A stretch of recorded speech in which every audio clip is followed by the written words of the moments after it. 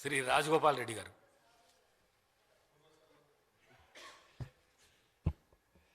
తెలంగాణ రాష్ట్ర శాసనసభకు జరిగిన మూడవసారి జరిగిన ఎన్నికల్లో మీరు స్పీకర్గా ఎన్నిక కావడము చాలా సంతోషకరమైన విషయం అధ్యక్ష.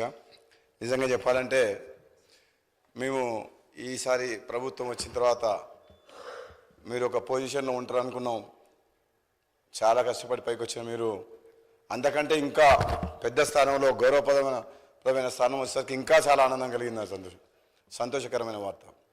మేమందరం అనుకునేది మా మధ్యన ఉండి స్నేహితుల్లాగా చాలా దగ్గరగా ఉన్న మీరు స్పీకర్ అధ్యక్ష స్థానంలో కూర్చుంటే చాలా సంతోషంగా అనిపిస్తుంది అధ్యక్ష. ప్రతిపక్ష సభ్యులు అందరూ కూడా మాట్లాడినప్పుడు వాళ్ళకి సమయం ఇవ్వాలని కోరుతున్నప్పుడు గత శాసనసభలో నేను కూడా 3.5 సంవత్సరాలు పనిచేసిన అధ్యక్ష. అప్పుడు సభ్యుల సంఖ్య ప్రమాణంగా తీసుకొని నిమిషానికి లెక్క పెట్టుకుంటూ మాటకు అడుగడుగున మాకు అడ్డంకులు ఉండేది అధ్యక్ష. కానీ అలా చేయమని నేను ఇప్పుడు చెప్పట్లేదు అధ్యక్ష.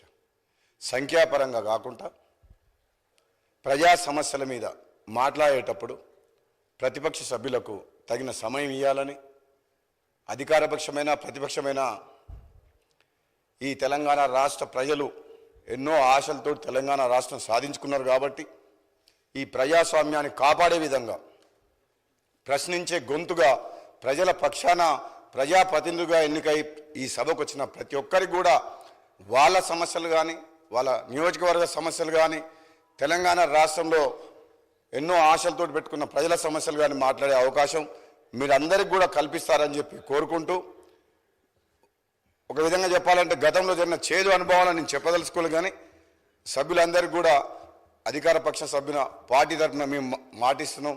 మీరు ఏది మాట్లాడినా ఎప్పుడు మాట్లాడినా మన స్పీకర్ గారి ఆధ్వర్యంలో ఈ సభ సజావుగా సాగేందుకు మా అందరి సహకారం కూడా ఉంటుందని తెలియజేస్తూ మీకు మరొకసారి శుభాకాంక్ష తెలియజేస్తూ దిగ్విజయంగా 5 ఏళ్ల పాటు ఈ పదవిలో ఈ రాష్ట్ర సమస్యల మీద అందరికీ మాట్లాడే అవకాశం ఇస్తారని చెప్పి తెలియజేస్తూ సెలవు తీసుకున్న అధ్యక్ష. Thank you.